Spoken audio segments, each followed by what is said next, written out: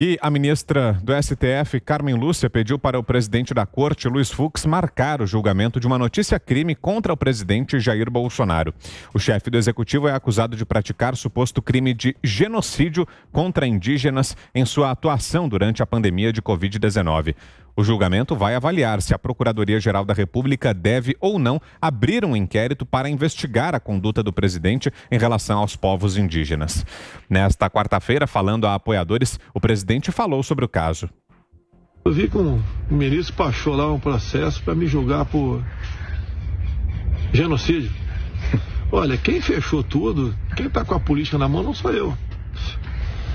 Agora, eu não quero aqui brigar com ninguém. Mas estamos na iminência e tem um problema sério no Brasil. O que vai nascer disso tudo? Onde vamos chegar? Parece que é um barril de pólvora que está aí. E tem gente de paletó e gravata que não quer enxergar isso aí. Acha que a vida é o serviço dele, né, em casa, ou home office. Tempo tinha paletózinho e gravata, com o dinheiro da conta no final do mês, sem problema nenhum. E o povo que se exploda. Eu não estou ameaçando ninguém, mas estou achando que brevemente teremos um problema sério no Brasil. Dá tempo de mudar ainda. Tá? É só parar de usar menos a caneta e um pouco mais o coração. Bolsonaro falou sobre a fome que tem crescido no Brasil. Desde o começo a imprensa bate em mim. Né? E aos poucos, a verdade vem aparecendo. Olha, Correio Brasiliense agora aqui. Ó. Correio Brasiliense, sabe aí? O Brasil tem 125 milhões de pessoas, mais da metade, que não sabem se vão se alimentar bem. Aí embaixo vem.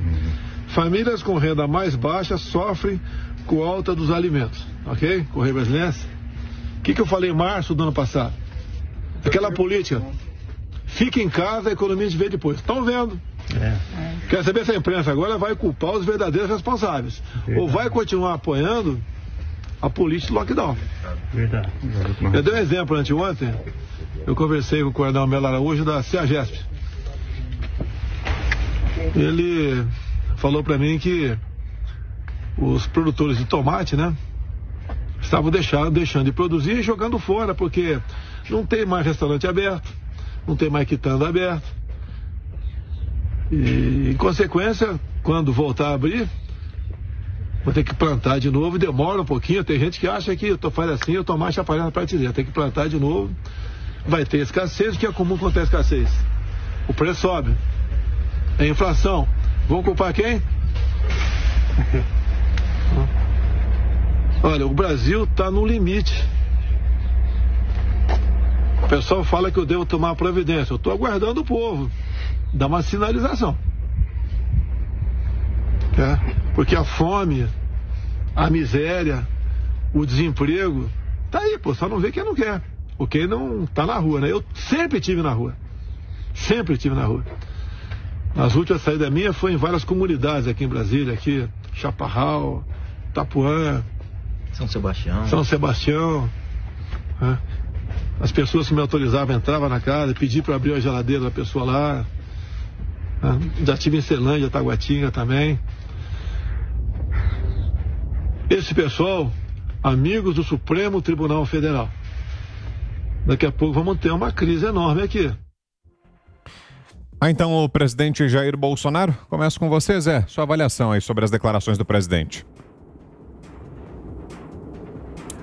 Olha, Vitor, primeiro sobre essa história do processo. Até então, o Supremo, ele não investiga, não processa o presidente sem autorização do Congresso Nacional, porque a Constituição assim determina, né?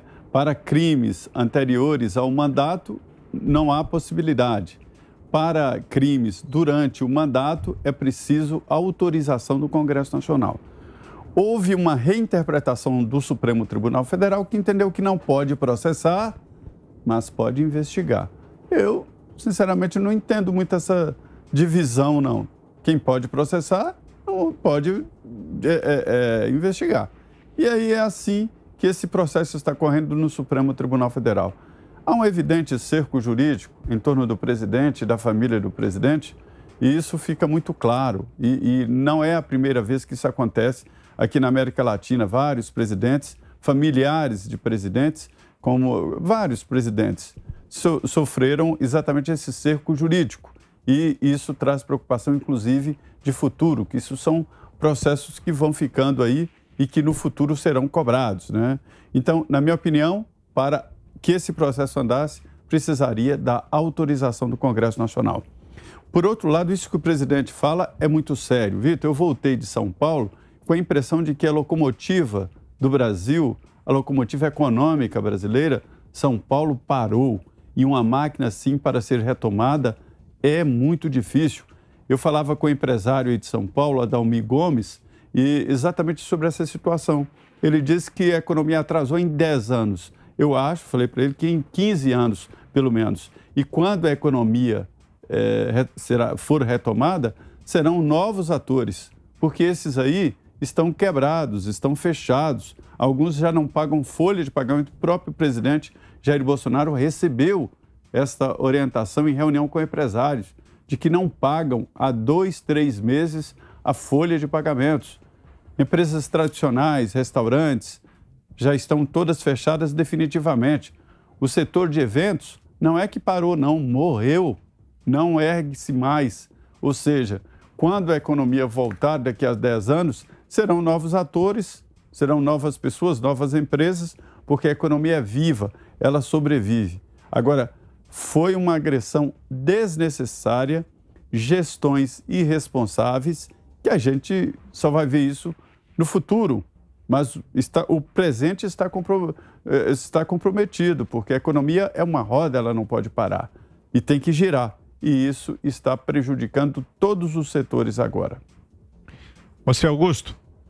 Vocês vão ver como vai ser noticiada amanhã essa declaração, ou como serão noticiadas as declarações do presidente Bolsonaro, que só fez constatações. Exatamente isso, é como o Zé falou.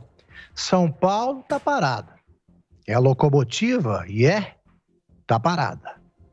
Tá? Nós estamos indo aí para a segunda geração que não vai ter oportunidade de entrar no mercado de trabalho. No ano passado já foi uma. Quem é que entrou no mercado de trabalho no primeiro ano da pandemia? Ninguém. Com o lockdown eternizado, eles querem que também em 2021 isso se repita. Né? O pessoal está chegando ao limite. Agora amanhã os jornais dirão que Bolsonaro incita o povo a se rebelar, o Bolsonaro quer a revolta popular. Nada, ele está fazendo constatações. Ele está descrevendo um cenário que só não é visto por quem não olha a rua, não sai por aí, nunca entrou no metrô, repito, ou num ônibus. E aí você vem vou dar um exemplo aqui, Carmen Lúcia, nossa Carmendes, faz tudo que o Gilmar Mendes manda agora, uma grande decepção para quem acreditou que ela seria um pouco diferente dos demais. Ela quer julgar o presidente pelo genocídio dos indígenas, então eu vou desmontar isso aí com uma informação. Todos os indígenas estão vacinados. Foi o primeiro grupo. Quem deu essa informação? O vice-presidente Hamilton Mourão. Ele cuidou disso também, acompanhou, porque ele preside aquela comissão que trata da Amazônia, a maioria dos indígenas estão lá. Não há um único indígena que não tenha sido vacinado. Qual é a morte? Qual é a mortalidade entre os indígenas? Ela sabe. Essa só viu índio brasileiro, naquelas fotos do Jean Manzon em velhos exemplares da revista O Cruzeiro que o pai guardou para ela ler. É só isso. Ela nunca viu uma aldeia indígena, ela não sabe o que é a Amazônia. E está vendo um genocídio que não aconteceu no único país do mundo onde há tribos isoladas ainda. Todos, repito, os indígenas foram vacinados pelo governo. Então, qual é o genocídio? Quantos índios morreram? Repito, Então, bastam algumas semanas de convivência com o Gilmar Mendes para que qualquer pessoa se torne absolutamente irresponsável, como tem se mostrado ultimamente a ministra Carmen Mendes. Diga, Ana. Olha, Vitor, a gente fica questionando quando é que a gente vai conseguir ter um pouco de paz, né, dentro da pandemia. O próprio desse governo, né, legitimamente, democraticamente eleito, porque a sensação que a gente tem é que quando se critica tudo, na verdade não se critica nada, e é só o que a gente vem vendo desde 2018, aí na eleição, até então, de uma forma até surpresa para boa parte do Brasil, do presidente Jair Bolsonaro.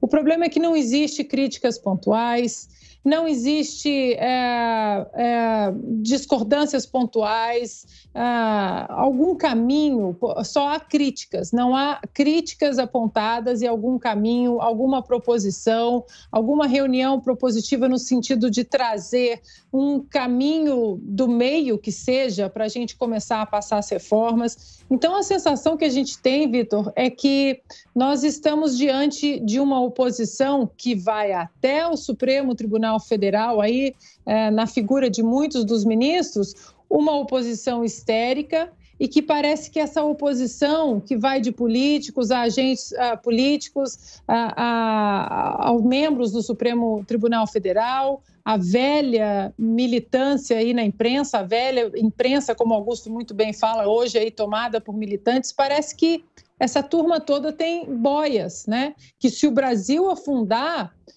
só vai afundar quem apoia as medidas desse governo, quem apoia um caminho, várias tentativas de progresso, quem apoia uma agenda liberal que até então nunca vista, né, nos últimos 20 anos, 15, 20 anos no Brasil, implantada e implementada por ministros como o Paulo Guedes, o ministro Tarcísio. Então, a sensação é que se o Brasil afundar, essa gente tem boia, essa turma tem boia e só vai afundar quem realmente está tentando, de alguma maneira, trazer proposições intelectualmente honestas e críticas pontuais a esse governo ou alguns ministérios e membros também aí do próprio parlamento. O Bolsonaro está certo. O presidente prevê essa crise no Brasil e essa crise a gente sabe que não é só no Brasil. Os Estados Unidos é uma nação extremamente rica. O próprio PIB aqui da Califórnia caiu de 2019 para 2020. Os números oficiais foram divulgados recentemente, de 2,8 trilhões de dólares para 2,72 trilhões de dólares. Muitas pessoas estão saindo da Califórnia, indo para estados mais abertos economicamente, mantendo todas as responsabilidades sanitárias que a gente vê que hoje é o novo normal, né, de máscaras, distanciamento, etc., mas levando o que está sobrando aqui da Califórnia para esses estados pela sobrevivência familiar. Muita gente, quando pensa na Califórnia, Vitor, pensa no Vale do Silício, nas grandes Big Techs, mas, na verdade, a grande receita bruta da Califórnia, quase 96% da receita estadual da Califórnia, vem de pequenos e médios empresários, que estão totalmente sufocados, e não apenas isso.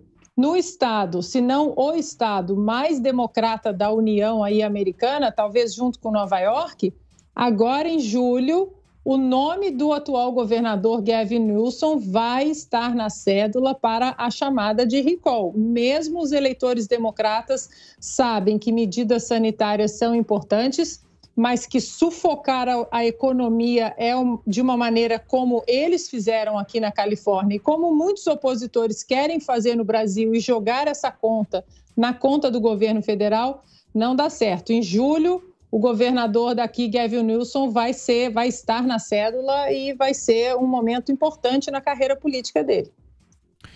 E você, Fiuza, o que achou das declarações do presidente Bolsonaro? Eu começaria pela decisão da Carmen Lúcia, né? Porque a Carmen Lúcia recentemente votou a favor da suspeição do ex-juiz Sérgio Moro, né? O ex-juiz Sérgio Moro foi aquele que prendeu o maior ladrão da história do país. A Carmen Lúcia, mudando seu posicionamento, votou considerando o Sérgio Moro suspeito, né? Bem, a própria Carmen Lúcia foi vista há não muito tempo fazendo discurso público de que o Brasil vivia um desgoverno. Ela integra um dos poderes da República, ela é ministra do Supremo Tribunal Federal. E ela está dizendo publicamente que há um desgoverno, ela está num ataque frontal, retórico e sem fundamentação, porque quem é que vai fundamentar que existe um desgoverno? É um pouco drástico, né? Pois é, a Carmen Lúcia deu esse tipo de declaração. Eu pergunto, ela não seria suspeita para dar sequência a uma ação desse tipo, né, contra o presidente da República por genocídio contra os índios, né? Onde estão os fundamentos para indicar que o presidente causou mortandade entre os índios? Ela não tem como demonstrar e, pela conduta dela, eu a considero suspeita, porque ela está reiterada e sistematicamente tomando ações, atitudes e palavras contra o governo federal. Ela está retirando a sua própria parcialidade. Agora, a gente assiste o que se passa no Brasil, a gente assiste as políticas de trancamento, que são devastadoras e tem, sim, indicações acadêmicas de que são devastadoras, não só pela questão da fome, não só pela questão do emprego, pela questão da saúde e pela questão da Covid.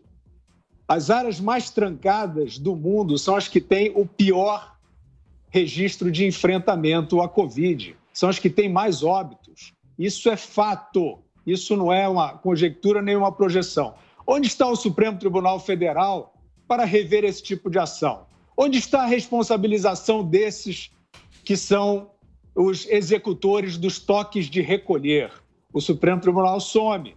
Então, esse tipo de atitude, esse tipo de conduta da ministra Carmen Lúcia, e eu acredito que tenha a ver com isso aí o que o presidente está registrando, ele motiva, no mínimo, que o Senado Federal, né, o Parlamento e o Senado especificamente, façam o seu papel e coloque, de uma vez, em votação os pedidos de impeachment dos ministros do Supremo, porque eles, os ministros do Supremo, com ações pouco fundamentadas como essas, estão pedindo, né, que a democracia, que as instituições revejam seus atos, porque eles são, sim, altamente suspeitos nesse momento.